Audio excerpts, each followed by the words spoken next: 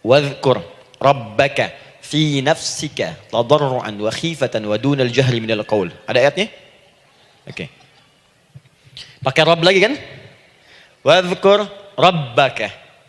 Kalau engkau punya masalah, kata Allah, sekecil apapun, di rumah tangga kah, di kantor kah, kehidupan sosial kah, kata Allah, ayo sebut, minta kepada Allah, berdoa. Doa disebut dengan zikir. Zikir itu semua kegiatan yang membuat kita ingat Allah. Zikir. Baca Quran, zikir. Dalilnya Quran surah ke-15 ayat 9. Inna nahnu nazzalna dzikra. Kami turunkan Al-Quran sebagai zikir. Menghafal Quran, zikir. Quran surah 54 ayat 17, ayat 22, ayat 32, ayat 40. Walaqad yassarnal Qur'ana lidzikri. Kami akan mudahkan Al-Quran untuk diingat, dihafalkan. Zikir, sebagai zikir kepada Allah. Ibu selepas sholat, baca subhanallah, alhamdulillah, Allahu Akbar, zikir. Quran surah keempat, ayat 103. فَإِذَا قَضَيْتُمُ الصَّلَاةَ فَاذْكُرُوا اللَّهَ. Maka jika anda telah tuntas mengerjakan sholat, segera berzikir kepada Allah. Sholat sendiri, zikir. Quran surah ke-20, ayat ke-14. Innani anallahu la ilaha illa ana fa'budni wa aqimis salata li dzikri. Saya Allah, kata Allah. Tidak ada Tuhan selain saya. Sembah saya. Bagaimana menyembah Allah? Tunaikan salat sebagai zikir kepada Allah. Zikir. Di zikir semua amalan yang mendekatkan kita dengan Allah. Doa itu satu dari bagian zikir. Tapi tahukah ibu fungsi zikir yang paling utama itu apa? Quran surah 13 ayat ke-28. Ala bidzikrillahi tatmainnul qulub. Yakinkan pada dirimu, kalau zikirmu benar kepada Allah, maka dia akan berdampak kepada hati menjadi lebih tenang. Zikir itu manfaat pertamanya membuat hati tenang, Bu. Tadi saya contohkan. Baca Al-Quran, zikir kan? Jadi kalau ibu sedang tidak tenang, sedang gelisah, ada masalah, daripada mengeluh sana sini, wudu, Bu, wudu. Ambil mushaf, baca. Saat baca itu mungkin solusi belum datang, tapi hati itu lebih tenang. Kaitan dengan bahasan kita, doa, minta. Doa. Jadi kalau orang punya masalah itu, kalau berdoa, walaupun solusinya belum datang, walaupun kemudian jawabannya belum tiba, minimal hati ibu itu tenang. Ini dia. Kan surah 13 ayat 28. Rumus ini pakai. Gunakan dalam hidup. Karena yang tahu kehidupan kita itu Allah yang menciptakan kita. Yang tahu pesawat, yang bikin pesawat. Yang tahu handphone, yang bikin handphone. Yang tahu mikrofon, yang bikin mic-nya. Yang tahu kita, yang menciptakan kita. Ikutilah petunjuk Allah yang menciptakan kita, maka akan langsung terasa manfaatnya. Ibu tidak percaya, silahkan lakukan. Rasakan bedanya, bedakan rasanya, dan pasti akan terasa bedanya. Akan lain. Tuh. Doa. Tapi ingat, yang paling penting kata Allah, doa itu bukan sekedar penting permohonannya, tapi menunjukkan status kita sebagai hamba di hadapan Allah Subhanahu wa taala. Jadi kalau ada orang selama hidup tidak pernah berdoa, artinya dia mengingkari statusnya sebagai hamba di hadapan Allah Subhanahu wa taala. Mau menyejajarkan diri dengan Tuhan. Kan yang tidak pernah meminta itu Tuhan. Allah yang memberikan. Kalau manusia beda, pasti minta. Artinya kalau ada manusia nggak pernah minta, seakan-akan bahasa halusnya, kamu ini ngaku jadi Tuhan. Saya tempatkan kau di neraka jahanam yang paling bawah. Jahanam itu, Bu, belum masuk saja, sudah terasa. Terasa. Buka ibu Quran surah misalnya ke-40 Ghafir tuh. Ya, ayat 45 sampai dengan 47-nya. Sebelumnya lagi, lihat Quran surah ke-8, ayat ke-50. Itu penghuni neraka, Bu, yang bukan jahanam saja.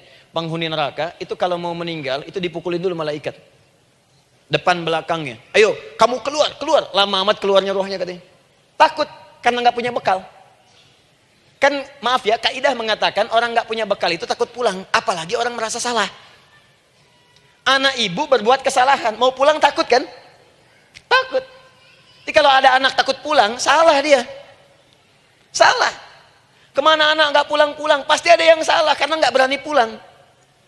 Jangankan salah, nggak punya bekal saja, malu pulang.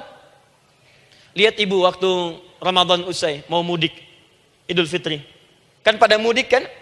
Kenapa mau mudik dan senang mudik? Karena punya bekal, Bu.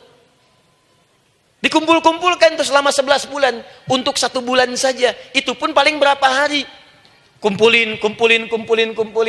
Terus telepon keluarga. Insya Allah aku pulang hari ini. Wah senang semuanya. Padahal mudiknya cuma pakai motor bu. Motornya bebek, bekalnya singa. Serius saya, motor bebek bekal singa. Ada kardus belakangnya. Tulisin. Terus tambah pelepah pisang buat begini. Belakangnya ditulisin, aku pulang sayang. Jalan, mudik. Terus yang di rumah kan senang nerimanya. Kenapa? Karena ada yang pulang dan bawa bekal. Saya pernah tanya pada seseorang, kenapa anda nggak mudik? Nggak ada bekal Ustaz? Nggak ada bekal, malu pulang. Kebayang nggak saat pulang menghadap Allah nggak punya bekal? Malu pulang, apalagi punya banyak salah. Jadi nggak mau keluar rohnya. Malaikatnya geram, dipukulin sama malaikat. Pukul depannya, pukul depan. Kamu ini cepat keluar, cepat keluar, cepat keluar. Keluar. Malu pulang. Tapi kalau punya bekal enak. Dan yang nyambut langsung malaikat. Bahkan nanti ada satu amalan saat dikerjakan. Itu orang ini sudah masuk surga. Tapi semua malaikat di semua pintu surga yang 8 itu datang mengunjungi dia mengucapkan selamat. Itu ada di Quran surah 13 ayat 24. Salamun alaikum bima sabartum fa ni'ma uqbaddar. Selamat ya saat di dunia sabar mencari bekal dan ini bekal terbaik yang kamu dapatkan, silahkan nikmati surga yang kamu rindukan itu. Ini nikmatnya tempat yang pernah nanti kamu kunjungi. Dan tinggal abadi di situ. Yang nyambut malaikat. Bayangkan semua malaikat bu, semua malaikat dari pintu surga datang nyambut dia. Wah, masya Allah, malaikat Jibril, Israfil, malaikat maut. Maaf ya, dicabut kemarin. Biasa, selamat. Dunia aja kalau ada yang nyambut senang kan? Rumah dicat, datang, sambut depan rumah, semua hidangan ada, Masya Allah. Bahkan yang tidak ada jadi ada. Luarnya kongguan, dalamnya rangginang gitu kan. Wah, muncul semua. Paham ya? Jadi ini bagian pertama. Jadi kita katakan kenapa manusia mesti berdoa. Jawabannya karena manusia itu hamba. Dan doa itu adalah fitrah bagian dari kehidupan. Kenapa manusia mesti berdoa? Karena ada komitmen dari Allah. Setiap dia mendapatkan sebuah persoalan, maka Allah akan jawab dan berikan jawaban dari semua persoalannya. Jalan mendapatkan jawaban itu adalah doa. Kenapa manusia mesti berdoa? Karena dia butuh dengan Allah. Dan puncaknya, kenapa dia mesti berdoa? Karena Allah ingin membahagiakan kehidupan dunianya sebelum sampai keabadiannya di akhirat. Jadi ketika kita berdoa, sebetulnya kebaikan untuk kita karena Allah ingin kita bahagia. Ingin mudah hidupnya. Jadi kalau ada orang nggak berdoa, sesungguhnya dia sedang menyulitkan diri sendiri dalam kehidupan dunianya sampai ke akhiratnya. Jelas sampai di sini? Masya Allah. Alhamdulillah. Baik, kalau sudah paham, saya hapus ini, kita masuk bagian yang kedua. Hapus lagi. Sab Muslimah edisi ke-15. 15 kali datang sendiri, ngulangin sendiri, nulis sendiri, ngapus sendiri. Masya Allah. Tinggal lihat, catat, masuk surga. Masya Allah. Alhamdulillah. Baik. Baik. Sudah? Alhamdulillah. Saya ingin setiap pembahasan kita dipahami ya. Saya tidak menyukai kalau datang melihat tapi nggak paham gitu. Ya, dengar tapi nggak paham. Saya tidak ingin satupun keluar dari sini kecuali paham. Ya. Ibu paham? Paham Ustaz. Pada pamit ya, silahkan. Apa yang ibu pahami? Doa. Ya. Dah. Nah, sekarang masuk bagian kedua. Bismillah. Kalau sudah mengerti yang tadi, persoalannya adalah bagaimana cara kita memohon kepada Allah. Itu dia. Bagaimana cara kita meminta? Kata Allah, kamu kalau punya masalah, minta. Ya Allah, caranya bagaimana? Karena sesuatu yang dikerjakan tanpa ilmu dan tidak tahu caranya, itu bisa keliru. Hidup itu menyembah Allah tidak cukup dengan iman, Bu. Mesti pakai ilmu. Iman saja sekalipun kuat tanpa ilmu, itu bisa salah. Kuat ingin mendekat kepada Allah. Ya Allah, aku ingin ibadah, kuat. Saya punya kawan dulu di pesantren. Tahun kedua, Dia sudah berubah. Ya, tadinya orang tuanya melihat anaknya Masya Allah, tiba-tiba ada perubahan, senang ibadah bu. Malam-malam dia bangun, ini kisah nyata, saya alami sendiri. Masya Allah saya senang sekali. Kita saling doakan, dia bangun malam tahajud. Bangun jam 2, Anda bayangkan. Yang sebelumnya menjelang subuh atau apa, ini malam Jumat lagi malam libur. Malam libur biasanya santri itu kebanyakan ada yang keluar, ada yang main, ada yang macam-macam. Ini dia malam tahajud, jam 2 bangun. Saya bahagia sekali. Udah bangun, sholat, selesai. Cuman pas waktu mau subuh, kok saya lihat tidur. Saya bangunkan kan. Fulan, bangun. Oh iya, katanya. Iya, oh mungkin nanti mau nyusul. Saya pikir istirahat dulu. Saya ke masjid lah. Udah ke masjid, dah selesai. Kita diskusi di masjid, selesai. Semua pulang saya jam 7. Saya lihat masih tidur juga. Barangkali dia sudah tadi sholat mungkin di kamar, nggak sempat ke masjid karena capek. Tapi saya lihat kok posisinya nggak berubah. Di situ juga. Akhirnya setengah jam saya tunggu, saya bangunkan. Bangun. Bangun. Kenapa Adi katanya? Saya kira antum belum sholat subuh ya? Adi gimana sih? Kan udah saya jama dengan tahajud tadi. Udah saya jama dengan tahajud. Jadi memang kekuatan imannya lagi tinggi, cuman ilmunya kosong. Ini yang bahaya. Besok-besok kalau orang kayak gini, sholat subuh bisa 4 rakaat. Karena itu berdoa penting, cuma kita mesti tahu caranya. Yuk kita mulai bagian pertama. Quran surah kedua ayat 186, paling kiri sebelah bawah. Sudah? Wa idza sa'alaka 'ibadi 'anni fa inni qarib. Fokus. Kata Allah, kalau hamba-hambaku Muhammad SAW bertanya kepadamu, minta petunjuk untuk mencari-cari aku. Tuh bu, coba lihat. Ayat doa dibuka lagi dengan kalimat hamba. Untuk menegaskan status kita. Jadi kalau ditanya, kita siapa di hadapan Allah? Hamba. Makanya nggak usah sombong. Jangan sombong, karena kita cuma hamba. Karena itu ketika Korun sombong, Korun tuh manusia terkaya yang pernah hidup di bumi. Hartanya bu, ini saya kasih bocoran sedikit, kunci berangkasnya saja, kemana-mana itu suka dibawa, dipikul paling sedikitnya 8 bodyguard, cuman bawa kunci berangkas saja begini. Di Korun pengen ngasih tahu, kalau ada yang pengen nyuri di tempat saya silahkan aja, ini aja bodyguard saya ngangkat kuncinya susah. Korun. Jadi kalau Anda tidak sekaya Korun, jangan ikutan sombong, telat. Telat, gak ada kerjaan, sudah ada yang lebih kaya. Ya. Dan apa yang terjadi? Fakhosabna, kata Allah, kami telan. Likuifasi. Telan oleh bumi semua. Dengan kekayaannya semua habis. Jadi ketika ada seseorang yang lupa dengan statusnya sebagai hamba, maka Allah akan memberikan pelajaran kepadanya. Untuk taubat. Kalau nggak mau taubat juga, telan habis. Untuk menunjukkan kamu tuh bukan Tuhan, saya Tuhannya. Maka jangan ikutan sombong.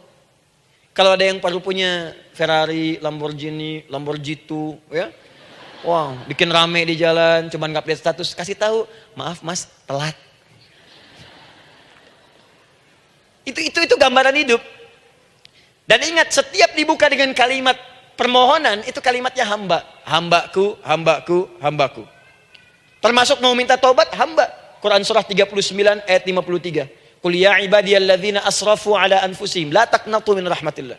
Katakan Muhammad pada hambaku yang merasa banyak dosa, pengen berdoa minta taubat. Kata Allah, hamba. Saya terima taubatnya, hamba. Ini ya.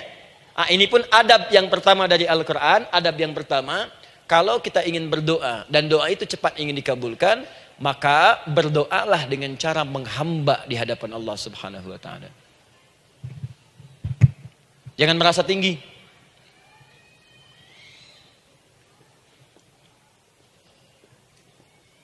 Saya turunkan caranya. Bagaimana cara menghamba itu dengan cara yang baik? Fokus. Wa idza sa'alaka 'ibadi 'anni, Muhammad SAW, jika ada hamba-hambaku bertanya padamu tentangku, ingin mencari-cari aku. Masya Allah, ibu maaf ya, biasanya kan kalau orang mencari Allah, ingin mendekat kepada Allah, entah itu datang ke masjid, bangun malam, biasanya motifnya cuma 2. 1, ada kebutuhan, pengen berdoa, terus dekat sama Allah. Besok mau arisan, malamnya tahajud. Anak mau ujian, baru puasa, kan? Suami ada proyek, baru baca Quran, kan? Terus itu biasa itu. Biasa, jadi fitrah Bu. Tumben jeng tahajud, fitrah. Itu biasa itu. Ya. Yang kedua, taubat dari maksiat. Taubat. Seorang taubat ke masjid, bangun malam, doa, itu biasa. Jadi kalau ada seperti itu tandanya kita hamba normal manusia. Fa inni qarib, kata Allah, katakan Muhammad SAW, katakan kepadanya, janganlah mencari, aku dekat. Dekat, jangan mencari, aku dekat. Jadi Bu, ketika kita butuh Allah, langsung dijawab oleh Allah. Kamu mau apa? Aku dekat. Itu secara psikologi memberikan ketenangan yang paling dalam. Saya belum datang di sini sampai jam 8, ibu tanya panitia, ustadznya mana sih? Ukti ustadznya mana? Jawaban pertama misalnya, ini belum jelas nih ustadznya. Gak ada kabar. Yang kedua mengatakan, tenang saja, ustadz sudah dekat. Maka yang kedua itu lebih menenangkan kepada kita. Ketika ibu mencari, ya Allah, saya sedang ada masalah, langsung dijawab oleh Allah. Tenang, aku dekat denganmu. Mau minta apa? Itu Bu, jadi kalau ibu sedang punya persoalan, psikologi Al-Quran mengatakan, langsung merasakan Allah itu bersama kita, dekat, menunggu kita mau minta apa. Ibu punya masalah dengan suami, ingin mengadu. Lu kata Allah, saya dekat, kamu kenapa? Ada masalah apa? Ayo minta, ayo cerita. Mohon. Ibu punya masalah dengan anak. Ibu punya masalah dengan tetangga, di pekerjaan, kehidupan sosial. Kata Allah, saya dekat. Nah, perasaan itu hadirkan dalam jiwa kita. Ini sekarang jarang didapatkan. Jadi kalau ada masalah itu, hal pertama yang dilakukan itu belum ingat Allah itu masalahnya. Di kebanyakan manusia itu kalau punya masalah, selalu ingin yang pertama itu solusinya. Bukan Allahnya. Kan pemilik solusinya Allah. Jadi kalau kita ingat pada yang memiliki, maka apapun yang kita minta akan diberikan. Bahkan ada orang yang saking ingatnya dengan Allah, sebelum minta sudah dikabulkan. Itu yang dahsyat. Nah, sekarang setelah kita paham tentang kedekatan ini, kemudian kita praktekkan. Jadi Bu, ya maaf ya, ketika ibu punya masalah apapun, yang pertama diingat Allah. Allah, Engkau telah berjanji, Engkau pasti akan tepati. Ya Allah, sekarang aku ada persoalan. Nah, sekarang teruskan ayatnya. Ujibu da'watad da'i idza da'an. Ujiba.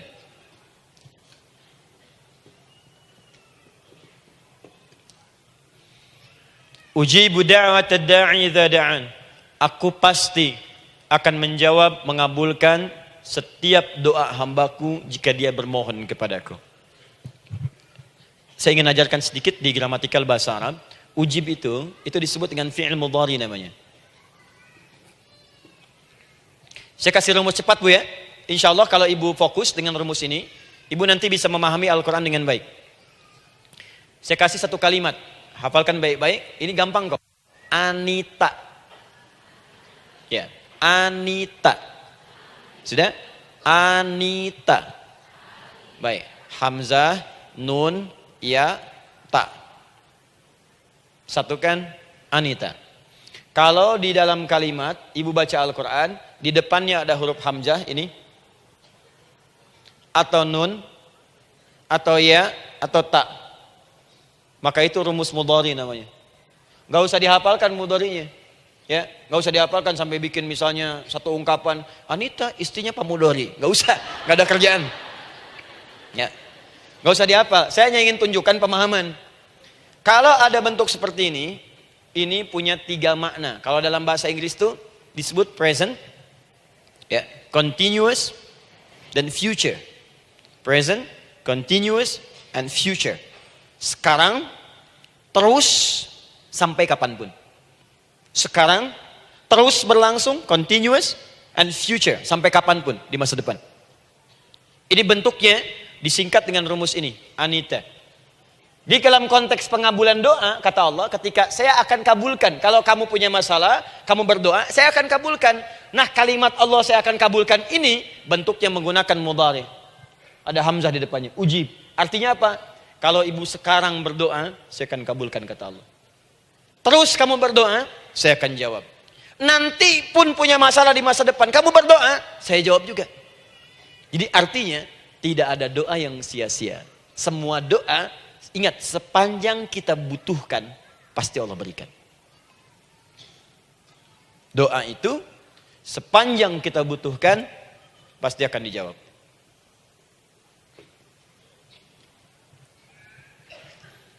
Nanti kapan dijawabnya, seperti apa jawabannya nanti bagian ketiga. Kadang-kadang minta sekarang, dijawabnya nanti. Minta sekarang, dijawab sekarang. Ada yang mintanya A, dijawabnya B, itu yang paling dahsyat. Ya. Jadi kalau saya tanya, kalau kita berdoa, dijawab tidak oleh Allah? Ya, itu janji Allah. Setiap orang berdoa, pasti dijawab. Nah, hanya persoalannya, seperti apa doa yang cepat dijawab itu? Apakah semua doa langsung dijawab seketika? Akankah mendapat jaminan langsung dijawab? Ternyata kalimat dijawab ini diikat dengan syarat ketentuan berlaku. Apa di antara syarat dan ketentuannya ini? Teruskan ayatnya. Falyastajibuli. Syarat pertama. Kalau doamu ingin cepat aku jawab, falyastajibuli. Maka engkau pun harus cepat merespon setiap seruanku. Jawab seruanku dengan cepat. Doa ingin dijawab oleh Allah, maka kata Allah, kamu pun harus menjawab setiap seruanku. Jawab seruan Allah.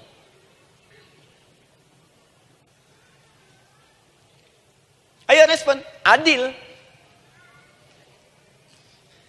Maunya dapat gaji aja, kerja nggak mau.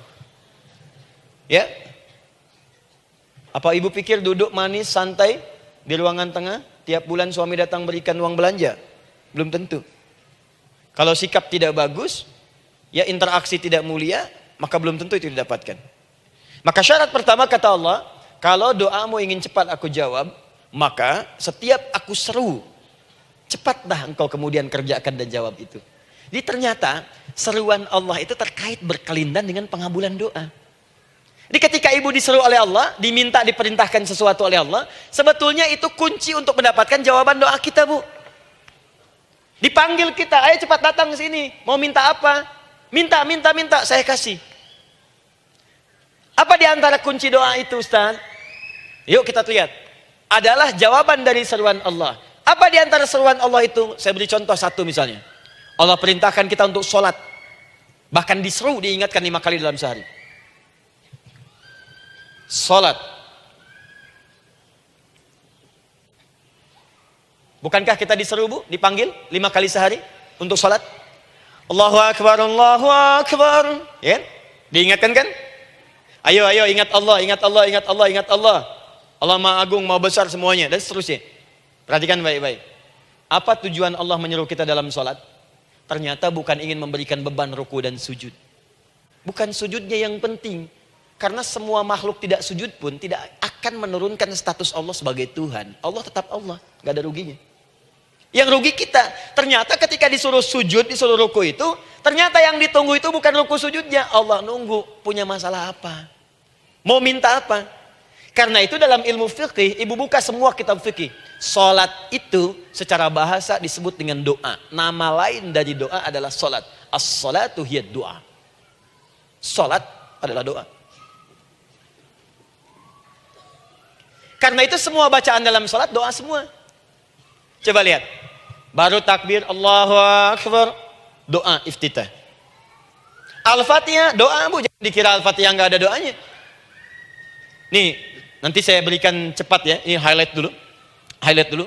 Dalam salat itu ada 4 keadaan. Ingat ini baik-baik. Nanti ibu manfaatkan, minimal zuhur lakukan. Ada berapa keadaan? 4. Ada 4 posisi, 4 keadaan dalam sholat. Yang kalau ibu berdoa benar, meminta di situ dengan benar, itu seketika akan dikabulkan. Seketika. 1, saat berdiri. Berdiri. 2, saat ruku'. Ruku'. 3, saat sujud. 3, saat sujud. 4, sesaat sebelum salam. Berdiri, ruku', sujud, sesaat sebelum salam. Baik, sebelum saya bahas lebih jauh, saya ingin sampaikan dulu. Jadi ternyata ketika kita diminta oleh Allah menunaikan sholat, itulah cara kita memohon, Bu. Itulah waktu kita meminta. Dan dahsyatnya dalam sehari itu 5 kali ditungguin, Bu. Mana ada manusia di muka bumi ini buka pintu rumahnya 5 kali sehari cuma untuk memberikan apa yang dibutuhkan. Sesoleh-solehnya Ustadz, gak ada yang mengatakan, ayo 5 kali sehari datang aja ke rumah saya. Kalau butuh apa-apa ambil. Butuh kulkas, ambil kulkasnya. Butuh TV, ambil. Gak ada begitu. Allah itu maha baiknya, 5 kali sehari dipanggil. Dari subuh sampai zuhur. Kita bangun tidur aja, punya masalah nggak? Ayo minta, disuruh sholat 2 rakaat. Dan sholatnya nggak usah banyak-banyak, 2 rakaat aja dulu supaya nggak ada beban. Itu pun kadang-kadang masih lupa berapa rakaat kita sholat. Ya. Ayo sujud, disuruh minta, punya masalah nggak? Terus dari subuh sampai ke siang dipanggil lagi. Punya masalah lagi nggak? Disuruh zuhur 4 rakaat. Karena waktunya cukup panjang, suruh 4. Ayo minta. Ada masalah apa? Minta sujud kita. Minta mohon. Dari zuhur ke asar ditanya lagi, ada masalah nggak? Panggil lagi. Ke maghrib sampai ke isya sebelum tidur, supaya tidurmu enak, masalah nggak ada, tenang, nikmat, nyaman istirahatnya. Ada masalah nggak? Disuruh sholat lagi. Jadi kalau orang paham sholat itu kunci kebahagiaan, dia akan senang menunaikan sholat. Makanya ketika ibu bertanya, kenapa saya sholat? Dijawab oleh muadzin, hayya 'alas shalah, ayo sholat. Kenapa sih sholat? Hayya 'alal falah. Yuk bahagia. Ayo tenang. Yuk dapatkan apa yang kamu inginkan. Falah. Jadi kalau orang paham sholat itu menyelesaikan persoalan, tentu orang akan berbondong-bondong semangat untuk menunaikan sholat. Cuman sayang segelintir orang itu menilai sholat sebagai beban. Jadi sebagai kewajiban beban saja, makanya sholatnya nggak nikmat. Karak tadi duhur, ayeuna asar deui. Tuh. Ya bagaimana doanya bisa dijawab? Anda datang pada orang, tapi datangnya dengan marah-marah. Datangnya dengan mencelanya. Ya bagaimana dia bisa memberikan kebutuhan Anda? Anda datang pada Allah dengan niat yang tidak ikhlas. Setelah itu kemudian menggunjingkannya, bagaimana bisa dijawab? Tuntutan tinggi. Tapi datang tidak membawa prestasi, ya bagaimana bisa diberi? Catat tuh, bikin status. Paham ya? Nah ini bagian pertama. Jadi cara pertama, respon kata Allah, seruan Allah. Rumus pertama sholat. Nah sekarang saya ajarkan lagi. Ini belum selesai nih Bu. Ini panjang bahasannya nih. Sampai jam berapa kita? 10 ya? Oh, banyak. Oh, mau sampai jam 5 silahkan. Saya jam 10 selesai. Ya. Lihat sini. Oke, saya punya sekitar 1 jam kurang ke depan. Saya ingin terangkan sedetil-detilnya gitu ya. Dan saya hanya menyampaikan isi Al-Quran. Quran, hadis, Quran, hadis. Sekarang gini, Ustadz saya sekarang paham, sholat berarti kunci untuk menyelesaikan masalah. Di sholat saya akan memohon.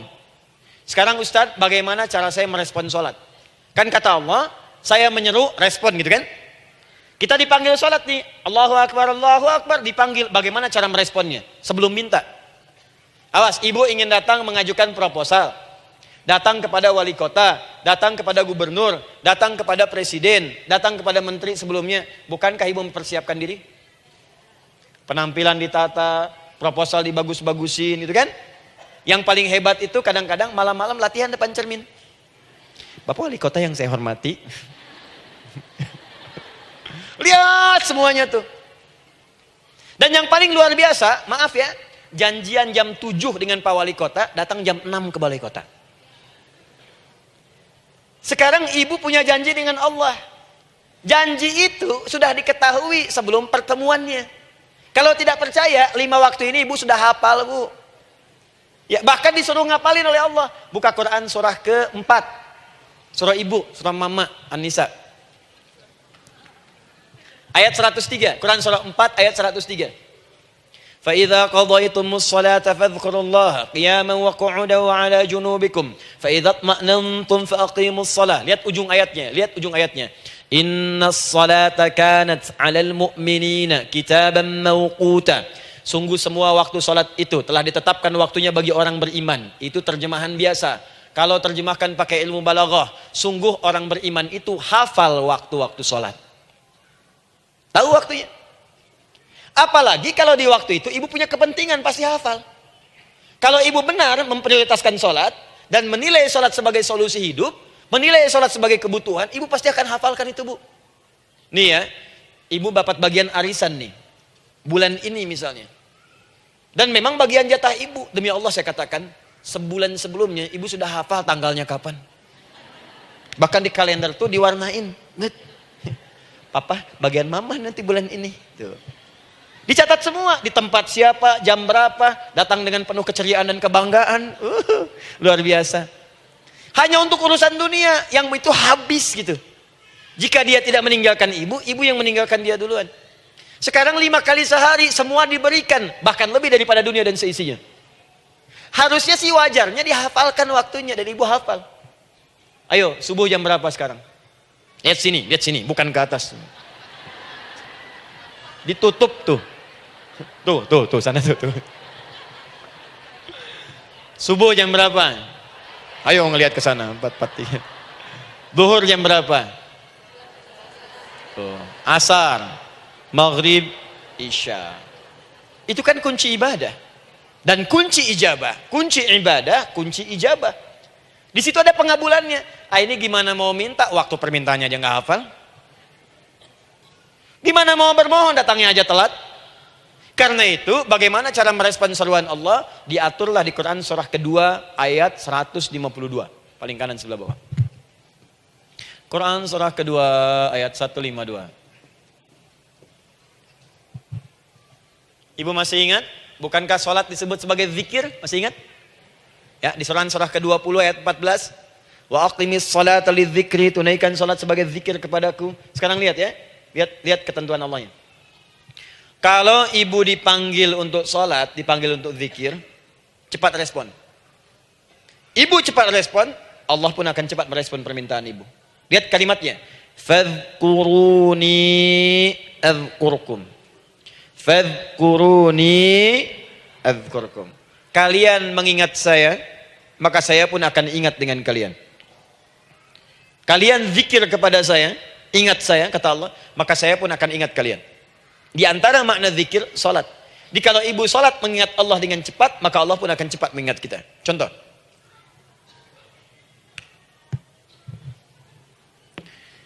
Saya ambil waktu subuh misalnya.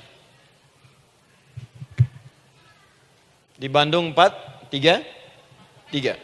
4:43. Oh, lihat kesan lagi terjadi perbedaan pendapat, ya. Ada yang 4:33, ada yang 4:34, ada yang 4:35 dan seterusnya. Yang ambil tengah-tengah lah, 4:35 misalnya. Orang 4:35. Lihat sini, fokus. Allahu Akbar, Allahu Akbar. 4:35. Dipanggil salat, diseru. Kan tadi rumusnya di Quran surah 2 ayat 186. Faliyastajibuli. Kalau diseru cepat jawab, gitu kan? Nah, terus diseru 4:35 adzan. Allahu Akbar, Allahu Akbar. Begitu diseru, ibu langsung datang. Ya Allah, sudah adzan, seruan nih, saya siap-siap, saya ingin minta sesuatu. Nah, orang yang datang saat dia diseru Allah, dia pun datang kemudian untuk menyerunya, maka Allah pun akan menjawab apa yang ia mohonkan saat ia bermohon kepadanya. Perhatikan, dipanggil oleh Allah lewat suara muadzin, Allahu Akbar, dia merespon cepat, siap salat. Maka dia pun ketika memanggil Allah, seketika Allah pun akan jawab padanya. Sesuai dengan kadar responnya. Dipanggil saat itu, dia menjawab. Maka Allah pun akan ingat kepadanya hanya saat dia memanggil saja. Di saat panggil, diingat. Panggil, diingat. Jelas? Ini yang hebat. Dipanggil 4:35. Allahu Akbar, Allahu Akbar. Dia sudah ingat dari sejak jam 3:45. Dia bangun jam 3. Misal. Padahal belum dipanggil. Datang. Bahkan Masya Allah, melakukan warming up dulu. Tahajud. Istighfar. Baca Al-Quran sebelum dipanggil. Masya Allah Bu, ibu mau datang misalnya ke istana.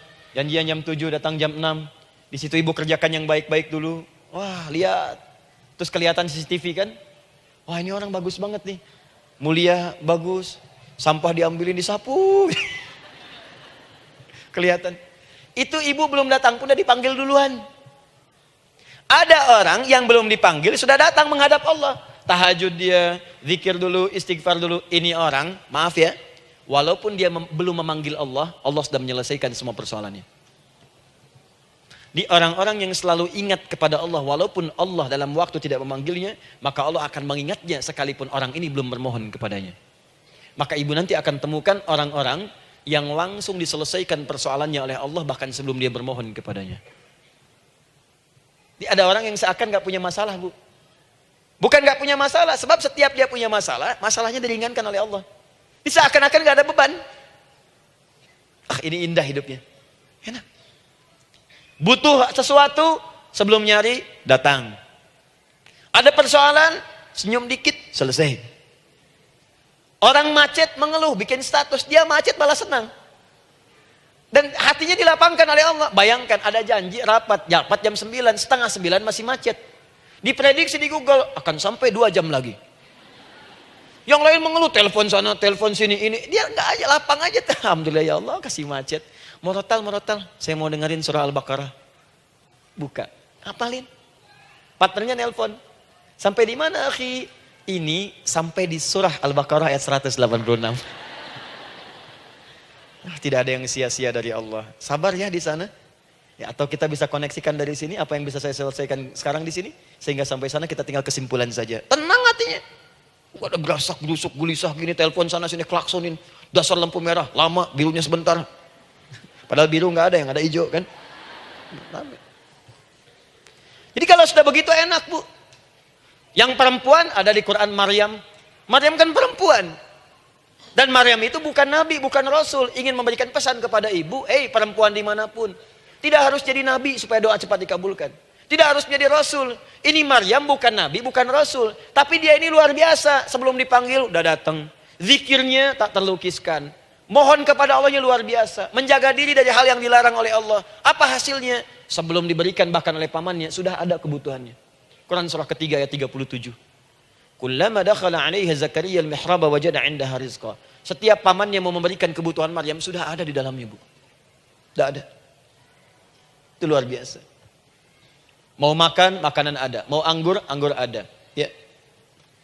Wah, itu luar biasa, Bu. Jadi bermohon bahkan sebelum waktunya. Sentuhlah ia tepat di hatimu, maka ia akan jadi milikmu untuk selamanya. Wah. Nah, itu doa tuh. Aduh, mana-mana. Paham? Tuh.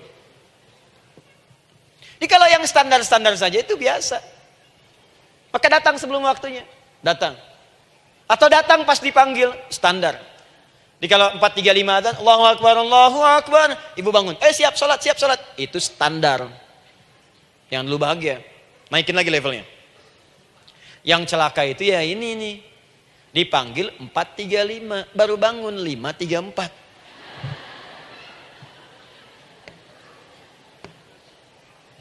Sholat subuh belum, nuntutnya udah banyak. Ya Allah, kurang apa lagi aku bermohon kepadamu. Sudah aku meminta sekarang, sholat subuh aja belum. Jadi mana keadilannya? Jadi yang pertama, respon seruan Allah, disitulah Allah pun akan cepat merespon apa yang kita kemudian butuhkan. Jadi yang pertama lewat sholat ya Bu ya. Ingat sholat. Dan sholat itu tadi dari 4 posisi saya ajarkan yang pertama saja satu. Supaya nggak terlampau panjang ya. Berdiri Bu. Saya ajarkan satu. Setiap ibu dalam keadaan berdiri dan membaca Al-Fatihah. Pada kalimat iyyaka na'budu wa iyyaka nasta'in. Ingat pada kalimat iyyaka na'budu wa iyyaka nasta'in. Maka sertakanlah di hati kita apa persoalan yang dirasakan untuk bermohon kepada Allah. Saya ajarkan cepat. Kalau ibu mau belajar lebih detail, ikuti kajian kami di fikih salat. Sifat salat Nabi SAW. Nanti saya terangkan semua dalilnya. Insya Allah sepanjang yang saya ketahui. Baik. Dasarnya ini. Dasarnya. Quran surah ketiga ayat 38 sampai 39. Dan dikuatkan nanti di hadis qudsi. Ibu kenal Nabi Zakaria? Ya kenal ya. Ya selamat lah Bu. Alhamdulillah. Episode ke-15 kenal Nabi Zakaria. Luar biasa. Alhamdulillah. Nabi Zakaria punya persoalan, sudah berumah tangga, belum ada keturunan, fisiknya sudah letih, rambutnya sudah memutih, dan mohon maaf istrinya divonis monopos dan mandul. Secara medis klinis. Apa yang beliau kerjakan? Sholat. Dalam sholatnya bermohon kepada Allah. Perhatikan permohonannya. Qala rabbi habli min ladunka dzurriyyatan thayyibah. Ya hunalika da'a Zakaria rabbah Qala rabbi habli min ladunka dzurriyyatan thayyibah innaka sami'ud du'a. Ya Allah, aku bermohon kepadamu, anugerahkan aku keturunan. Semua mengatakan aku gak mungkin punya keturunan. Hanya engkau yang tidak punya batas dalam pemberian. Engkau pasti mendengar doa saya. Kalau pada yang maha mendengar tidak mengabulkan juga, lantas kepada siapa lagi aku mesti memohon? Doa ini dipanjatkan oleh beliau dalam keadaan sholat. Sedang berdiri dalam sholatnya. Jadi ibu maaf ya, tolong jangan salah berpikir. Semua nabi dan rasul, orang soleh sebelumnya itu sholat. Cuma kita lebih sempurna gerakan dan jumlahnya, sempurna. Orang dulu sholat. Nabi Musa sholat, Quran surah 20 ayat 14. Nabi Isa sholat, Quran surah 19 ayat 31 sampai 33. Nabi Ismail sholat, Quran surah 19 ayat ke-55. Semua sholat. Sholat. Nabi Zakaria saat punya masalah, sholat. Dalam berdirinya minta dalam sholatnya. Dari mana Ustadz tahunya beliau minta dalam berdiri dalam sholat? Ayat 39-nya baca. Quran surah ketiga ayat 39. Fanadatul malaika, maka doanya itu dijawab oleh Allah. Datang malaikat menyampaikan jawaban. Wa huwa qaimun yusalli fil mihrab. Sedangkan beliau masih berdiri dalam sholatnya di mihrab. Masih berdiri dalam sholat. Sholat. Di dalam sholat itu minta. Makanya semua bacaan sholat itu permintaan isinya. Dan dikabulkan oleh Allah. Annallaha yubashshiruka bi Yahya. Allah kasih kabar gembira, engkau akan punya anak, langsung namanya dari Allah Yahya. Artinya hidup yang mustahil menurut manusia. Lahir dari rahim seorang perempuan yang divonis monopos dan mandul menurut medis. Kata Allah tidak ada yang mustahil bagiku. Lahir dan hidup dia, Yahya. Kapan terjadinya? Sedang sholat. Kapan saat sholatnya? Berdiri. Nah yang paling menarik bu, umatnya Nabi Muhammad SAW ditunggu oleh Allah 5 kali dalam sehari. Dan dimintakan sebelum sholat untuk menyiapkan permohonannya. Maka turunlah Quran surah kedua ayat ke-45. Ibu lihat ayatnya. Wasta'inu bis-sabri was-salah. Bahkan ditegaskan lagi. Di Quran surah kedua ayat 153. Paling kanan sebelah bawah. Ya ayyuhalladzina amanu ista'inu bis-sabri was-salah. Yang pertama, nggak pakai panggilan iman. Wasta'inu, kata Allah, hei, kalau kamu punya masalah, jangan mengeluh, jangan berkeluh kesah, jangan terlampau banyak gelisah, cepat siapkan dirimu untuk menunaikan sholat. Siapkan permohonanmu, minta kepada aku lewat sholat. Kalau belum yakin, disebutkan imannya. Ya ayyuhalladzina amanu, hei orang-orang yang masih merasa punya iman, katanya punya iman. Jadi kalau ibu nggak mau minta lewat sholat, dipertanyakan imannya. Kamu punya iman gak? Kata Allah. Yakin gak dengan saya? Kalau punya masalah jangan mengeluh. Datang pada saya minta. Lewat sholat, saya panggil sholat minta. Kalau masih merasa punya iman. Tuh, iman kita tuh dipertaruhkan di situ. Nah sekarang, saya berikan rumus bahasanya.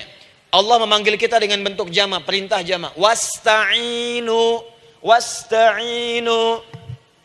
Itu bentuk perintah. Wasta'inu, bentuk perintah.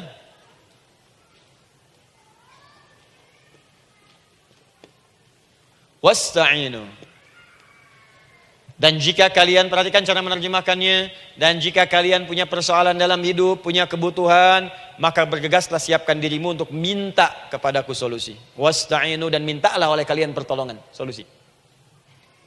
Bisabri wassalah. Pertama sabar dulu. Sebelum sholat, sabar dulu dengan itu. Tahan dulu. Terima dulu.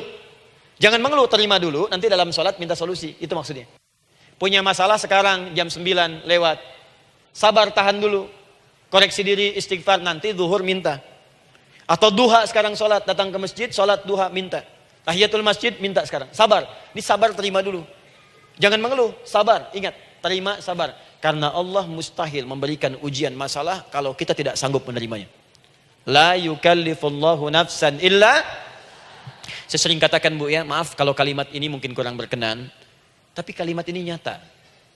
Kalau ibu sekarang punya masalah seberat apapun, itu artinya hanya ibu yang sanggup untuk menerimanya. Saya tidak. Betul, karena itu persoalan itu dititipkan kepada ibu, bukan kepada seorang bernama Adi Hidayat. Ibu yang dipercaya. Ya ibu dipercaya oleh Allah. Kenapa ibu tidak yakin dengan itu? Karena cuma ibu yang bisa mengatasi. Ibu yang mampu, saya tidak. Karena itu dititipkan pada ibu. Kaidahnya la yukallifullahu nafsan illa wus'aha. Allah nggak akan berikan beban, ujian, masalah kalau dia nggak mampu. Artinya kalau saya nggak mampu, saya nggak dikasih. Ibu mampu, ibu diberi. Jangan mengeluh. Kenapa mesti saya ya Allah? Kamu mampu. Ya Allah, why me? Why not? Kamu yang bisa. Nah sekarang, wassalah setelah terima itu, tapi juga jangan terlampau kepedean. Memang cuma saya yang mampu ya, bikin status. Kemudian sholat, kita akan katakan, ya Allah, Engkau perintahkan saya untuk minta tolong. Sekarang saya akan minta kepadamu. Lalu kita katakan, maaf ya Allah, saya sekarang punya masalah, saya ingin bermohon kepadamu, saya ingin minta kepadamu ya Allah. Saya mohon ya Allah. Maaf Bu ya, maaf ya, sebentar. Ibu kalau punya masalah sedikit atau banyak? Banyak. Yang punya masalah ibu saja atau anak juga punya masalah? Kadang-kadang, bukankah anak yang punya masalah ibu yang minta? Bukankah suami yang punya persoalan ibu yang bermohon? Kan? Karena itu, kalau kita ingin memohon kepada Allah dengan persoalan yang kompleks mewakili yang banyak, maka pertama kalimatnya diawali dengan huruf na. Berarti kami, kita, semua. Jelas ya? Nah, ibu ingin robah kalimatnya minta tolong. Kata Allah, minta kepadaku pertolongan. Wasta'inu. Ibu ingin robah menjadi bentuk permintaan. Rubah kalimatnya menjadi nasta'in. Nasta'in. Nasta'in.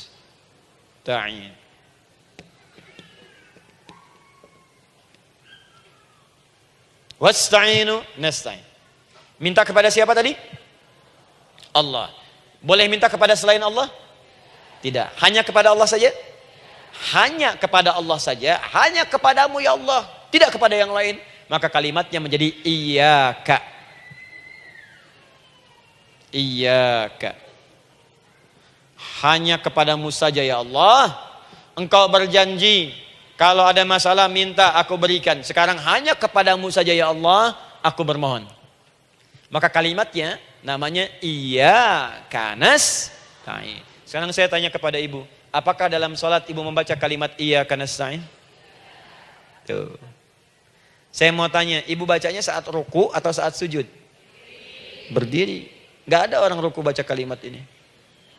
Allahu Akbar, iyyaka na'budu wa iyyaka nasta'in. Berdiri. Iyyaka na'budu wa sekarang saya bacakan hadis qudsinya. Tersambung dari Nabi sallallahu alaihi wasallam. Qala Rasulullah sallallahu alaihi wasallam, qala Allah azza wa jalla. Allah langsung yang berfirman lewat hadis qudsi. Perhatikan bahasanya. Qasamtu shalah baini wa baina 'abdi. Saya bagi dalam salat itu dua bagian, antara hak aku dan hak hambaku. Wali 'abdi ma sa'ala. Dan jika benar hambaku menunaikan kewajibannya dengan baik, menjaga hak-hak aku, maka pada saat itu apapun yang dia minta dalam salat aku akan berikan. Apapun. Kapan itu terjadi? Perhatikan kalimatnya. Idza qala al-'abdu, kalau hamba mulai membaca dalam salatnya, alhamdulillahi rabbil alamin. Alhamdulillahi rabbil alamin. Qala Allah azza wa jalla, seketika Allah menjawab, hamadani 'abdi, hambaku sedang memujiku. Ibu ingat baik-baik Bu ya. Ingat baik-baik.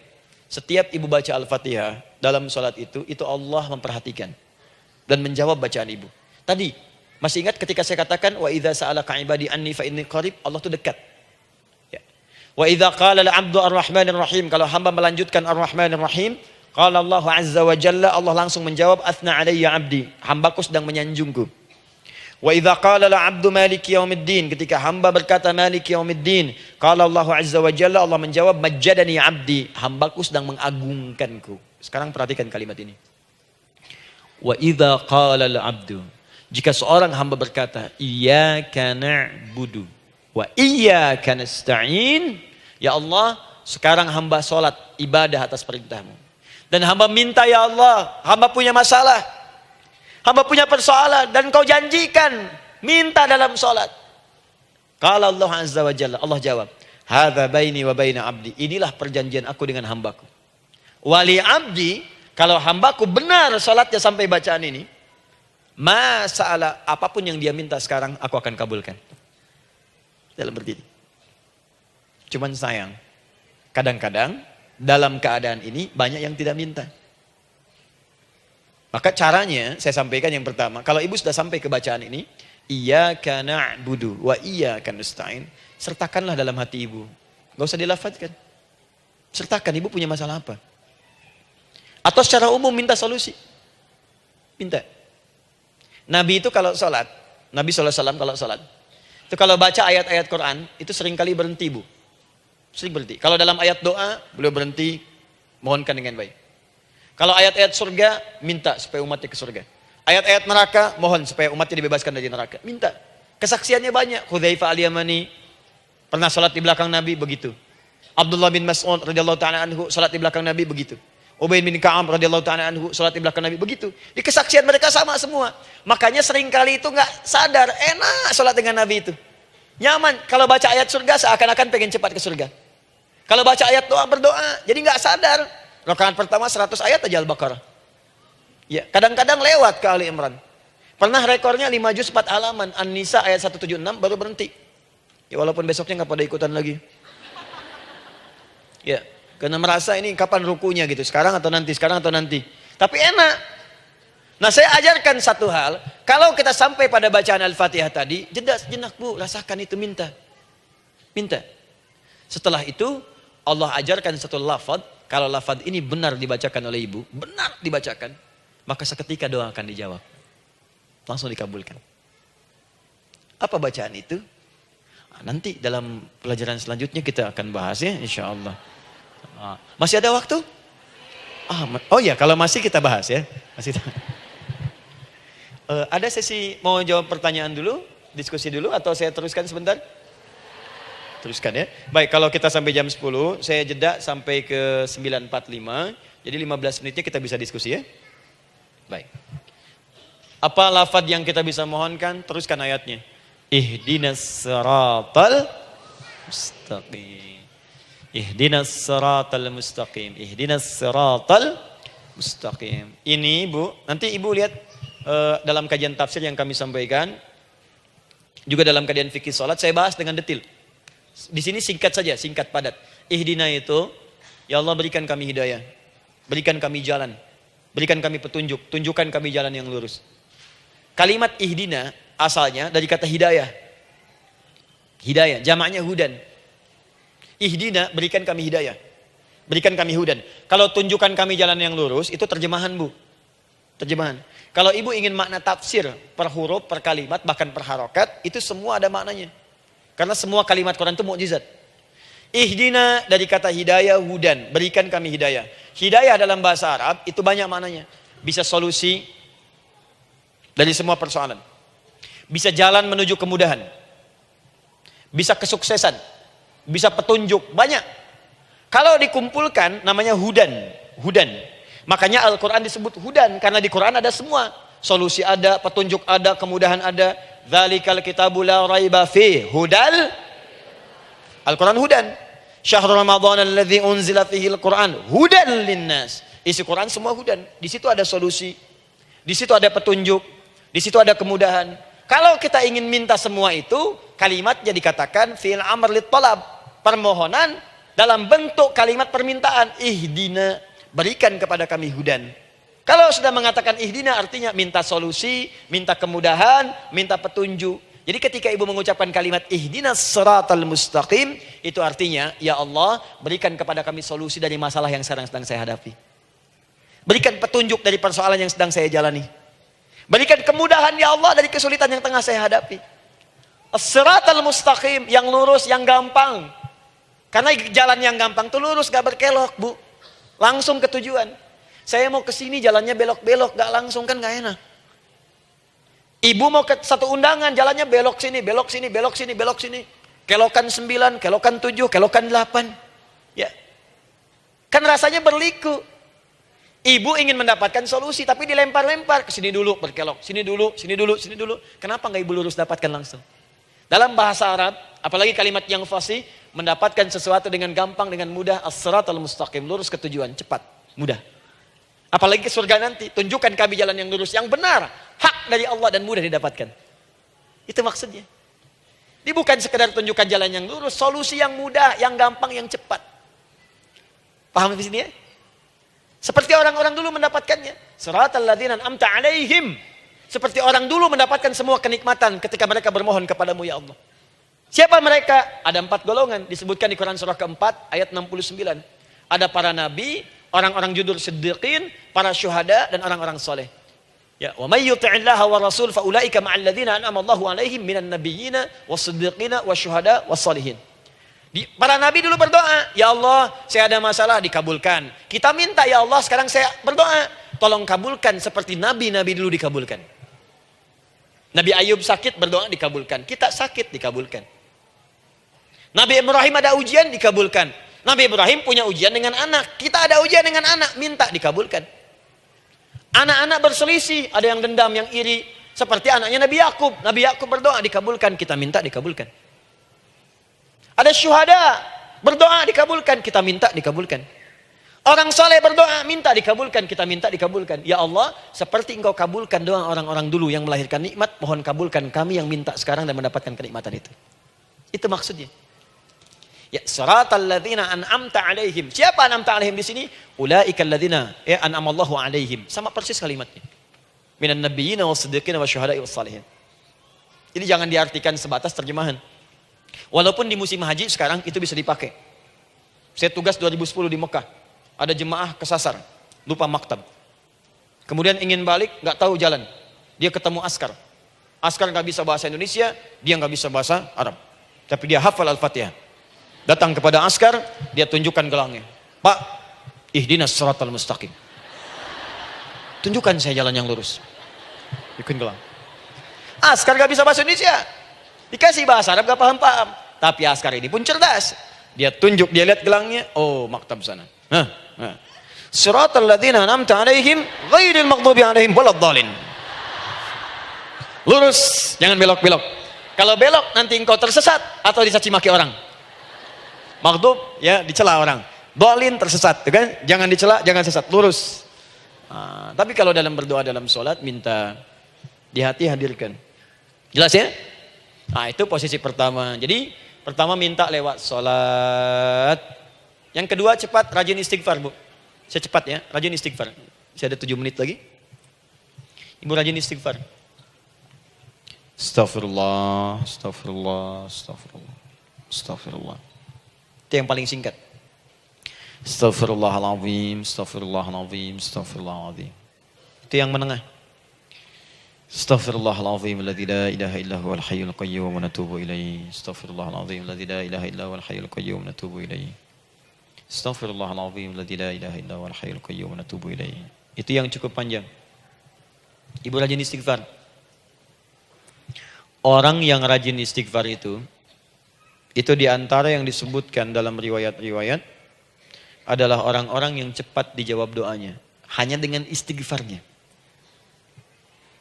Jadi dia tuh punya keinginan, dia nggak katakan.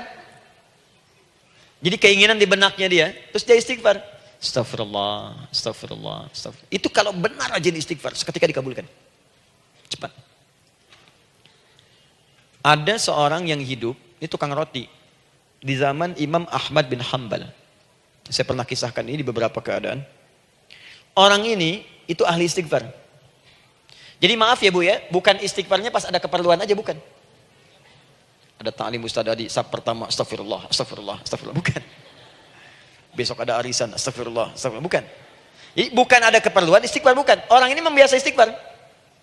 Jadi setiap mengerjakan apapun dia istighfar. Mau minum, bismillah, astagfirullah, astagfirullah. Dia setiap buka adonan, astagfirullah, astagfirullah. Nah satu ketika, Imam Ahmad itu nggak tahu kenapa, pengen datang ke daerah itu. Ya kalau misalnya ibu tinggal di Cicahem, misalnya kan Imam Ahmad tiba-tiba pengen ke Cicahem aja. Terus karena lelah, mampir ke masjid. Istirahat di dalam masjid. Tiba-tiba kata penjaga masjidnya, DKM-nya, marbotnya, ya Syekh, idhab, pergi, nggak boleh tiduran di sini. Kata Imam Ahmad, saya kan cuma numpang istirahat, nggak boleh keluar. Dan dia nggak tahu kalau itu imam besar. Dan Imam Ahmad itu sudah populer Bu, sangat famous, familiar. Cuman orang kan nggak pernah lihat wajahnya. Dulu kan nggak ada Facebook, nggak ada Instagram, nggak ada handphone, nggak ada apa-apa. Jadi kalau orang terima Ahmad, ya Ahmad aja kemana-mana. Oh no, Imam Ahmad, Imam besar, Imam Syafi'i, Imam besar. Tapi nggak pernah lihat. Sekarang kan udah kelihatan. Ya, udah kelihatan. Sekarang banyak. Makanya orang dulu itu senang begitu tahu, dikasih tahu, Nabi aja ke Madinah, Bu. Gak ada yang tahu kalau itu Nabi Muhammad, kalau belum pernah lihat. Karena beliau di bawah, Abu Bakar di atas. Abu Bakar kan naik kan, untanya Nabi. Nabi Muhammad pas di bawah gantian tuh di jalan. Orang mengira yang di atas unta Nabi Muhammad. Padahal Nabi Muhammad yang jalan kaki, gak kelihatan. Makanya responnya bola ketika tahu Nabi, senang luar biasa. Minta doa, minta ini, minta itu. Orang sekarang tidak. Karena sering banyak lihat di TV, media sosial, begitu ketemu, minta foto. Ini lain kisahnya, nggak tahu dia, pergi keluar. Kata Imam Ahmad, ya sudah, keluar beliau, nggak mau ribut. Istirahat di luar, di pelataran. Di sini juga nggak boleh. Lihat kalimatnya, barah, keluar, pergi. Barah itu kasar, Bu. Begitu kemudian di debat lagi, saya cuma di luar. Rawah itu dari kata roh, Bu. Itu paling kasar. Artinya keluar dengan roh-rohnya sekalian. Rohnya pun jangan di sini. Ya. Jadi kalau ibu nanti di Masjidil Haram misalnya kan, ada kalimat itu artinya kesal, Bu, askarnya. Ya, keluar. Misalnya, idza bi anti. Enggak mau, saya mau di sini. Ya. Barwa, pergi. Sampai ke rawah dengan roh-rohnya. Itu artinya ibu disuruh pergi. Ya, bukan jangan mengelak lagi. Rawah. Saya bukan rawah, saya rohayati. Suruh pergi. Pergi. Imam Ahmad pergi tuh akhirnya. Pergi. Di jalan kelihatan ada tukang roti tadi. Begitu kelihatan capek lah dipanggil, Syekh, kayaknya lelah, istirahat di sini. Dan tukang roti pun nggak tahu kali itu Imam Ahmad. Begitu istirahat, duduk, kelihatan Imam Ahmad setiap buka adonan, astagfirullah. Bikin lagi, astagfirullah. Imam Ahmad tahu faidah itu. Tapi ingin menguji tukang roti ini, ditanya. Ya akhi, kamu ini kenapa setiap Anda menanam adonan itu, tepung itu, Anda mengucapkan istighfar? Astagfirullah. Perhatikan jawabannya. Wallahi demi Allah, tidak pernah saya beristighfar dalam setiap aktivitas saya, kecuali Allah selalu mengabulkan doa yang saya mohonkan. Di setiap minta, astagfirullah, itu dikabulkan.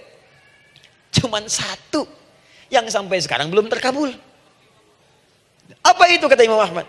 Saya ini selalu bermohon kepada Allah, ya Allah, mohon sebelum saya wafat atau setelah ia wafat, pertemukan saya ya Allah dengan Imam Ahmad bin Hambal. Sebelum saya yang wafat atau wafat Imam Ahmad. Kata Imam Ahmad, astagfirullah. Allahu Akbar. Itu mungkin yang memperjalankan saya kemari. Tiba-tiba pengen ke sini, sampai diusir keluar dari rumah Allah dari masjid, sampai di sini karena istighfar Anda. Sayalah Imam Ahmad bin Hambal. Astagfirullah. Imam Ahmad ke situ datang. Tolong jangan lakukan pada saya. Salah di hidayat ya Allah. Astagfirullah. Saya jawab lagi dari sana. La haula wala quwata illa billah. Ini istighfar. Nah, kapan istighfar yang baik? Istighfar yang baik dilakukan setelah tahajud sebelum fajar. Saya ulang ya. Setelah tahajud sebelum fajar. Dalilnya Quran surah ke-51 ayat 18. Baca dari ayat 15 sampai 18-nya. Jadi ibu kalau mau seperti itu, rajin tahajud dulu, Bu. Tahajud. Setelah itu biasakan istighfar. Itu latihan dulu, itu baru latihan. Ingat ya, istighfar menjelang fajar di waktu sahar, itu baru latihan. Astagfirullah. Nanti kalau sudah banyak latihan, ibu akan refleks. Mau duduk masuk mobil, astagfirullah. Duduk mau makan, astagfirullah. Ya, kadang-kadang ibu mau ambil handphone, astagfirullah. Itu refleks di lisan kita keluar. Ahli istighfar itu nggak direncanakan keluar di lisannya. Astagfirullah. Kalau sudah seperti itu, berbahagialah. Karena apapun kadang ibu inginkan, sepanjang itu ibu butuhkan, seketika dikabulkan. Ya. Yang ketiga, yang terakhir. Sudah 9:45, boleh sedikit? Ya, yang terakhir ya, terakhir. Jangan khawatir, setelah ini selesai. Jangan khawatir. Yang ketiga, ini amalan yang paling dahsyat. Jadi yang pertama, minta, dikabulkan. Yang kedua, baru istighfar, dikabulkan. Yang ketiga, nggak ngapa-ngapain, dijawab. Artinya baru terbersit, ada keinginan, jawab seketika. Amalan yang ketiga ini adalah amalan yang dikerjakan karena cinta kepada Allah Subhanahu wa taala. Mahabbatillah, Kecintaan kepada Allah. Amalan yang dikerjakan karena cinta kepada Allah Subhanahu wa taala. Amalannya mencintai Allah. Beda, Bu. Salat dengan cinta dibandingkan dengan salat karena memenuhi kebutuhan atau kewajiban saja, itu akan lain. Ibu kalau benar-benar mencintai Allah, maka dalam salat pun persiapannya akan beda. Saya beri contoh gini ya. Dari pakaian akan lain kata Al-Quran. Quran surah 7 ayat 31. Ya bani Adam khudhu zinatakum inda kulli masjid. Hei anak cucu Adam, kalau ada panggilan dari masjid, kenakan pakaian terindahmu. Di orang-orang yang mencintai Allah saat akan sholat, dia akan perhatikan dari pakaiannya. Jauhkan dari yang haram. Terus cari yang paling baik yang dia kenakan. Gak akan sembarangan. Kalau ibu pakai mukena juga cari mukena yang paling indah. Bukan karena pengen dilihat orang. Karena ingin Allah menyaksikan sholat ibu dalam keadaan yang sempurna. Wudu. Wudu itu hati-hati gitu. Quran surah ke-5 ayat ke-6. Ya ayyuhalladzina amanu idza qumtum ila shalah faghsilu wujuhakum wa aydiyakum ilal marafiq wamsahu bi ru'usikum wa arjulakum ilal ka'bain. Dikala ada orang beriman mencintai Allah, mau salat dia mau wudu, wudunya enggak akan sembarangan, Bu. Cuman basuh. Ya, bagian kepala juga harusnya kepala, dia rambut, takut selesai. Sampai ke kaki cuma disodorkan di keran, beres. Itu sih anak kecil juga bisa. Orang ini lain. Dia akan pelan-pelan dilihat secara sempurna. Hati-hati, kerjakan karena Allah, karena ingin baik. Kalau orang sholat, hanya kebutuhan saja, maka yang penting dia takbir sampai salam selesai. Tapi ini tidak, dia akan pelajari bagaimana Nabi mengajarkan sholat yang benar. Bagaimana bacaan saya benar. Dia belajar ngaji supaya benar bacaan Fatihahnya. Dia belajar dengan baik supaya khusyuk di dalam sholatnya. Dia pahami satu-satu. Apa artinya Allahu Akbar? Apa artinya Subhana Rabbiyal Azim? Apa artinya Subhana Rabbiyal A'la? Apa artinya Sami Allahu liman hamidah? Dipahami. Di begitu dia sholat dan baru takbir sudah paham isinya. Jika ada orang seperti ini, dia mengerjakan apa yang Allah perintahkan karena cinta dengan Allah. Dia berzakat karena ingin mencintai Allah. Dia berinfak karena cinta dengan Allah, bukan karena uangnya. Pokoknya kalau orang cinta itu, Bu, setiap pecinta dia akan memberikan apapun pada yang dicintai. Walaupun tak diminta. Dan pecinta itu sifatnya, kalau yang dicintainya senang sesuatu, akan otomatis ikut senang. Ibu misalnya senang ya dengan pasangan sebelum menikah. Pasangan senang kucing, ibu akan terpaksa senang kucing. Ibu cinta dengan anak, semua akan diikuti apa yang diinginkan. Seperti itu, cinta itu butuh pembuktian. Karena itu sering saya katakan pada akhwat ya yang belum menikah, yang masih muda-muda belum menikah, cinta itu butuh pembuktian. Jadi jangan percaya kalau ada orang yang bicara di lisannya nggak ada buktinya. Aku akan seperti Dilan membawamu dalam motorku. Katakan padanya, aku tak butuh dengan rayuan kata-katamu. Itu hanya angin surga. Yang kubutuhkan, tuliskan namaku di buku nikah kita. Wah, catat.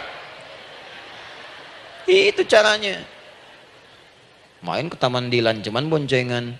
Seakan dunia milik berdua, yang lain gak ada. Gombal. Udah ya? Jelas? Jadi, amalan yang ketiga ini, kerjakan karena Allah. Saya mau contohkan satu. Ibu pernah dengar Imam Malik bin Anas? Pernah ya? Gurunya Al-Imam Asy-Syafi'i, Imam Malik bin Anas, lahir di kisaran tahun 94-95 Hijrah. Siap, Kang Dan. Wah, ini terakhir nih, saya tutup nih. Benar-benar terakhir, betul-betul. 10 menit lagi kalau ada nanti tanya jawab, sedikit. Imam Malik ini, Bu, itu Masya Allah. Saking cinta pada Allah dan Rasul, itu tidak pernah, jangankan sholat. Dalam beliau memberikan fatwa pun akan mencari pakaian yang paling bagus, paling indah. Dan beliau menjaga adab dalam menyampaikan kalimat Nabi pun itu luar biasa. Sampai satu kali pernah pakai jubah bagus, indah, ada lebah menyengat di kepalanya, sedang menyampaikan hadis. Saking hormatnya terhadap hadis Nabi, lebah itu dibiarkan menyengatnya. Nggak mau memutus kalimat Nabi, hadis Nabi hanya untuk mengusir lebah, dibiarkan sampai tersengat. Apa yang Allah berikan kepada beliau? Allahu Akbar. Satu kali singkat berdiskusi dengan muridnya Al-Imam Asy-Syafi'i. Kata Al-Imam Asy-Syafi'i, ya guru, setahu saya rizki itu dicari dulu baru dikasih.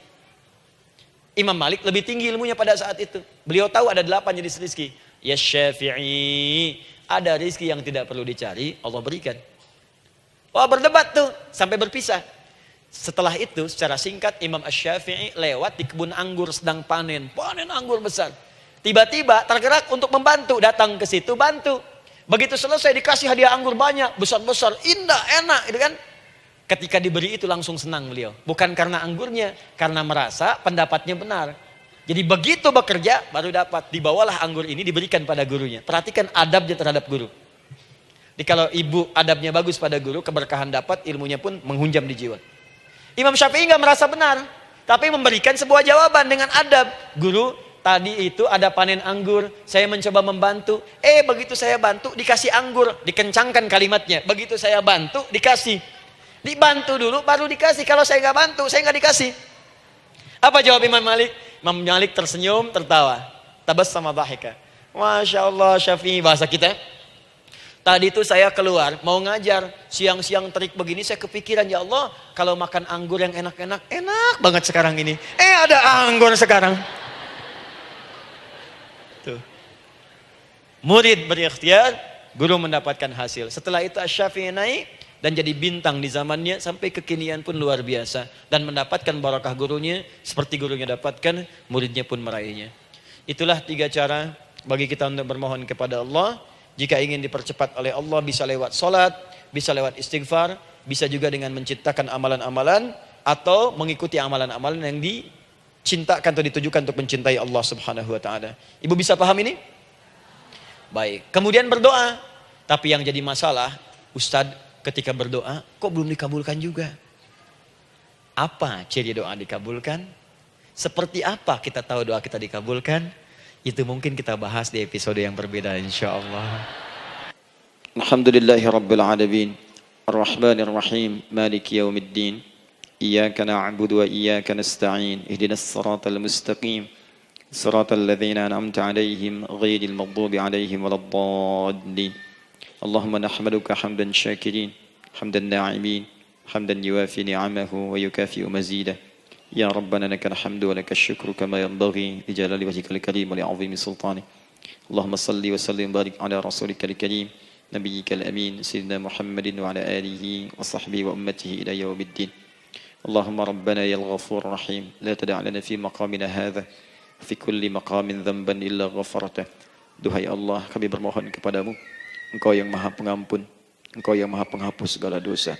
Kami mengakui kami berbuat salah, kami mengakui banyak dosa kami kumpulkan.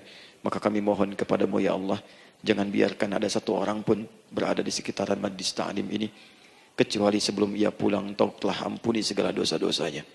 Engkau telah gugurkan dan hapuskan segala dosa-dosanya. Wala hamman illa farajtah.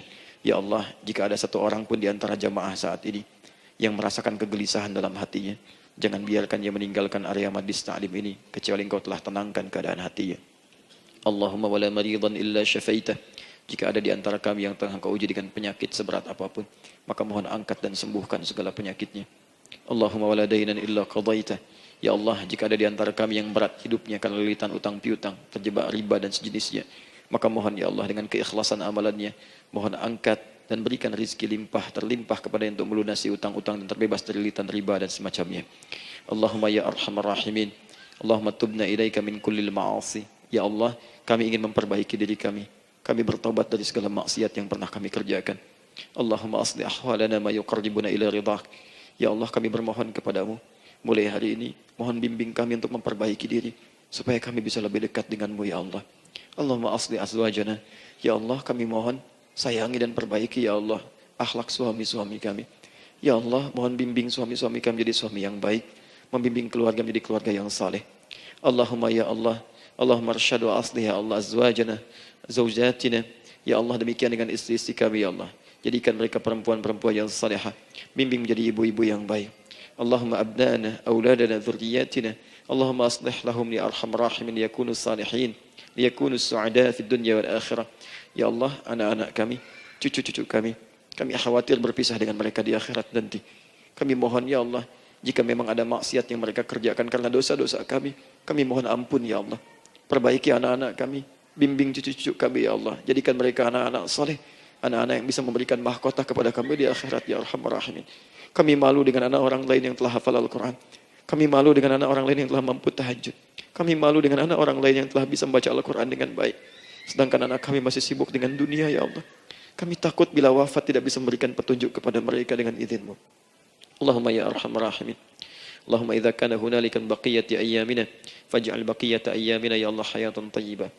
Duhai Allah, kami bermohon kepadamu, jika memang terbentang masa kehidupan bagi kami sampai dengan hari esok, maka mohon jadikan sisa-sisa hidup kami lebih baik daripada hari-hari yang sebelumnya. Wa idza kana hadzal yaum min akhir ayyamina faj'al ya Allah hadzal yaum husnal khatimah. Ya Allah, kami mohon, jika memang hari ini adalah hari terakhir kami hidup dan harus kembali kepadamu untuk wafat, mohon jadikan di hari ini kami husnul khatimah.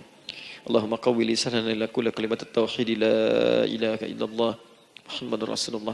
Ya Allah, kami mohon, jika kelak kami akan wafat, ringankan lisan kami untuk mengucapkan kalimat tauhid la ilaha illallah Muhammadur Rasulullah.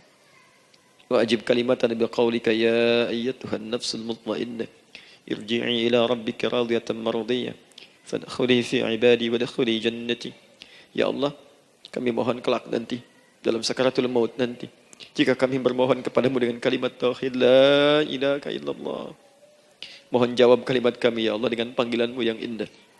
Ya ayyatuhan nafsul mutmainnah, hai jiwa yang sudah tenang, irji'i ila rabbika radiyatan mardiyah, hai cepat pulang menghadap kepada Rabbmu. Hai cepat pulang menghadap kepada Rabbmu. Hai cepat pulang menghadap kepada Rabbmu. Aku ridha dengan semua amalmu, engkau pun akan ridha dengan semua pemberianku. Adkhuli fi ibadi wadkhuli jannati. Engkau aku masukkan dalam golongan hambaku, aku siapkan surga untuk menyambutmu. Allahumma ishtaqna bi Rasulillah sallallahu alaihi wasallam. Ya Allah, kami rindu sekali dengan Rasulullah sallallahu alaihi wasallam. Lam na'ish ma'ahu fil hayat wa lam narahu fil manam. Kami belum pernah hidup bersama beliau di dunia, tidak mampu menatapnya di alam mimpi. Maka mohon ya Allah, jangan biarkan kami berpisah dengan Rasulullah di akhirat nanti ya Rabbal Alamin. Jumpakan kami dengan Rasulullah di Taman Firdausmu yang paling indah. Allahumma ya arhamar rahimin. Allahumma rizqna yusra ya Allah. Likulil hujjaj. Ya Allah, anugerahkan kemudahan, kelapangan kepada para jemaah haji yang berhaji tahun ini ya arhamar rahimin. Allahumma taqabbal minhum ya Allah hajjahum, sa'yahum sa'yan mashkura, wa dhanbahum dhanban maghfura, wa tijaratahum tijaratan lan tabur.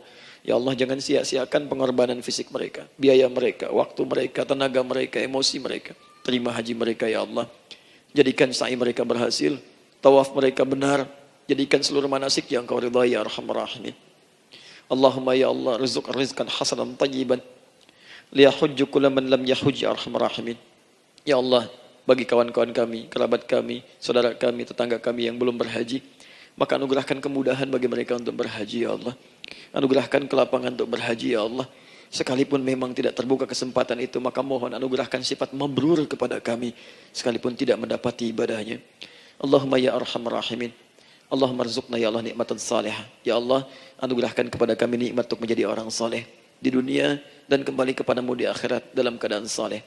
Alhiqna bis salihin ma'al ladzina an'amta 'alaihim minan nabiyyin was-siddiqin wasyuhada was-salihin wa hasuna ulaika rafiqa. Ya Allah, kumpulkan kelak kami di surga dengan para nabi, orang-orang saleh, para syuhada, orang-orang yang benar di hadapanmu. Itulah nikmat terbaik yang mampu kami dapatkan. Allahumma ya Rabb, Allahumma aslih Allah qulubana, ati anfusana taqwaha, wa zakkiha anta khairu man zakkaha, anta waliyuha wa maulaha. Ya Allah, jika memang kami telah Engkau anggap baik sampai dengan pagi hari ini, maka mohon jaga kami dalam keadaan baik sampai wafat ya Allah. Berikan kami kekuatan untuk istiqamah, jauhkan kami dari pengaruh nafsu ya arhamar rahimin. Ya Allah, jika ada saat ini orang-orang yang menyakiti kami ya Allah, berkhianat kepada kami ya Allah, menzalimi kami, maka mohon ampuni dosa mereka ya Allah. Maafkan mereka ya Allah. Bimbing mereka untuk sadar dan bertobat ya Allah. Titipkan dalam jiwa kami sifat untuk saling menyayangi ya Allah. Titipkan dalam jiwa kami sifat untuk saling memaafkan ya Allah. Titipkan dalam jiwa kami sifat untuk bisa memperhatikan ya Allah. Allahumma ya Rabb, Rabbana atina fid dunya hasanah wa fil akhirati hasanah wa qina adzaban nar. Bifadlika subhana rabbika rabbil izzati amma yasifun. Wassalamun alal mursalin wa akhiru da'wana alhamdulillahi rabbil alamin. Sebelum saya akhiri dengan doa kifaratul majlis dan salam, saya ingin ucapkan terima kasih pada seluruhnya untuk ta'lim kita di pagi hari ini. Semoga Allah menerima semuanya dan semoga Allah muliakan. Dan terkhusus juga untuk Kang Daan, terima kasih untuk kali ini dan semoga istiqamah dalam kebaikan dan Masya Allah. Amin, amin. Beliau menginspirasi dan saya ingin menjadikan juga beliau sahabat dalam kehidupan untuk seluruhnya. Amin. Dan sahabat terbaik selalu memberikan yang terbaik untuk sahabatnya. Karena itu di pagi hari ini saya ingin sampaikan kepada Bapak Ibu sekalian, Bapak mungkin yang hadir, Ibu yang hadir, saya ingin berikan pada sahabat saya satu anugerah yang mungkin Allah titipkan. Saya akan ajak Kang Daan untuk menunaikan ibadah umrah dengan saya di bulan September insya Allah. Saat kami akan berangkat pada tanggal 9 September tahun 2019. Saya kira itu dan semoga bermanfaat insyaAllah. Baik. Semoga Allah muliakan untuk semuanya. Terima kasih.